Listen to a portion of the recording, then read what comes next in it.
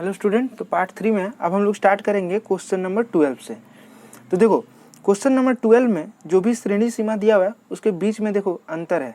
हम लोग जो अभी सॉल्व कर रहे थे देखो 5 से 10, लेकिन दूसरा जब शुरू हो रहा था 10 से फिर 15, फिर 15 से 20। लेकिन क्वेश्चन नंबर 12 में अगर तुम देखोगे तो दोनों इंटरवल के बीच में ना गैप है, मतलब 1 से 5 और फिर उसके बाद 6 से 10। तो इसको हम लोग पहले इस श्रेणी सीमा को सही कर लेना होगा ताकि हम लोग इसको सॉल्व कर सकें। ठीक है, तो चलो टेबल बनाते हैं। अच्छा, टेबल बनाते हैं और इसमें देखेंगे कि 12 और 13 नंबर क्वेश्चन बिल्कुल सेम है। तो मैं 12 वाला सॉल्व कर ले रहा हूँ, तुम लोग क्वेश्चन नंबर 13 खुद से सॉल्व करना। ठीक है, छोटा है, अगर नहीं होगा तो कमेंट करके ज़रूर बताना। ठीक है, तो फिर इसको हम लोग जो है मैं अपने चैनल पर पोस्ट कर दूंगा, तुम लोग वहाँ से चेक कर सकते हो। ठीक, लेकिन पहले तुम लोग खुद से ट्राई करना। तो देखो यहाँ पे हम लोग टेबल यहाँ पे बना लिए। अब पहले ये श्रेणी सीमा था 1 से 5 है, फिर 6 से 10 है। तो इसको क्या करेंगे, इन दोनों के बीच का जो अंतर है, मतलब 6 माइनस 1 करेंगे तो अंतर कितना है 1। 1 को अगर 2 से भाग देंगे, ठीक है, तो 1 को अगर 2 से भाग देंगे तो 0.5।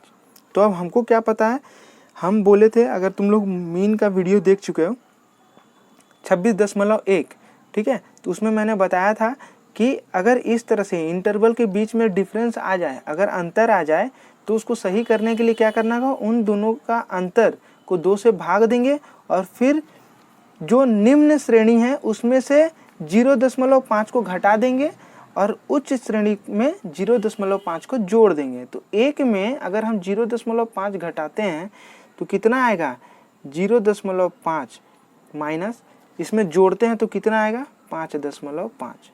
इसमें से अगर 0.5 घटाते हैं, ठीक है, यहाँ पे लिख देते हैं ताकि तुम लोग को याद रहे और तुम लोग समझ भी सको। लोअर लिमिट में 0.5 को हम लोग घटा देंगे और अपर लिमिट में जोड़ देंगे। ठीक है, तो इसी तरह से अब लोअर लिमिट कौन सा है, ये है, और अपर लिमिट कौन सा है, ये है। ये लोअर, ये अपर, ये लोअर, ये अपर। तो इस तरह से हम लोग को उसमें क्या करना है, 0.5 जोड़ देना है, एक घटा देना है सॉरी, और अपर लिमिट में जोड़ देना है। तो चलो टेबल बना लेते हैं ताकि तुम लोग को समझ में आ गया होगा। तो देखो इस तरह से कुछ आएगा।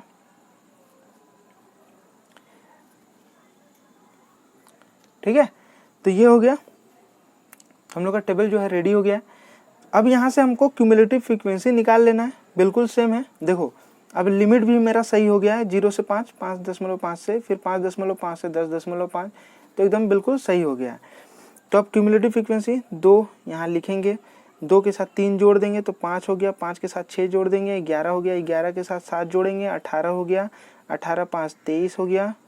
ओके, 23 और 4 27 हो गया, और 27 और 3 30 हो गया। 30 आ गया तो हमको यहाँ पे ये लिख देना है, ये क्या हो गया, ये n हो गया। ठीक है, अब हम लोग यहाँ से सॉल्व करते हैं। ठीक है, तो n मिल गया तो हम यहाँ से n/2 निकाल लेते हैं। तो 30/2 कितना हो गया, ये हो गया 15। ओके, हो गया। अब यहाँ से हमको क्या करना है, मीडियन क्लास निकाल लेना है, मीडियन क्लास, मध्यक श्रेणी। ठीक है, ये पहला काम कर लेना है ताकि हम लोग का जो है सब वैल्यू निकल जाए। मध्यक क्लास है उसको निकालने का क्या बताए थे रूल, ये 15 है, और ये 15 कहाँ किसके बीच में आ रहा है, किस संख्या के बीच में आ रहा है। तो हम लोग यहाँ से देखेंगे 11 के बीच में तो 15 नहीं आएगा, 18 के बीच में 15 आएगा। तो इसको हम लोग अंडरलाइन कर देंगे इस तरह से। ओके, अब हमको इससे कोई मतलब नहीं है, हमारा जो श्रेणी है इससे मतलब है।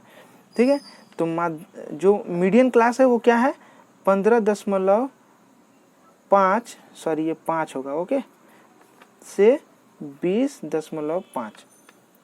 इसका लोअर लिमिट ये है, लोअर लिमिट क्या है, ये है। तो हम यहाँ से L बराबर क्या लिख सकते हैं, 15.5 लिख सकते हैं। हो गया, L निकल गया। ये जो होता है ये F होता है, ये 7 निकल गया। ओके, अच्छा, क्यूमुलेटिव फ्रीक्वेंसी जो निकालेंगे हम लोग, वो क्या बताए थे कि जो श्रेणी सीमा में जो क्यूमुलेटिव फ्रीक्वेंसी जो है, ठीक है, उसके मान का ठीक ऊपर वाला मान, मतलब 11। तो सारा मान निकल चुका है। और यहाँ पे h जो है उसको लिख लेना है। h क्या है, इन दोनों के बीच का अंतर, वो है 5। अब हम लोग यहाँ से वैल्यू निकाल लेते हैं। तो मीडियन इक्वल टू क्या है, L बराबर n/2 माइनस CF/FH। तो L का मान कितना है 15.5 प्लस, ठीक है, n/2 कितना निकला है 15 माइनस 11 बाई F का मान कितना है 7, 5, ये हो गया 15.5 प्लस ये हो गया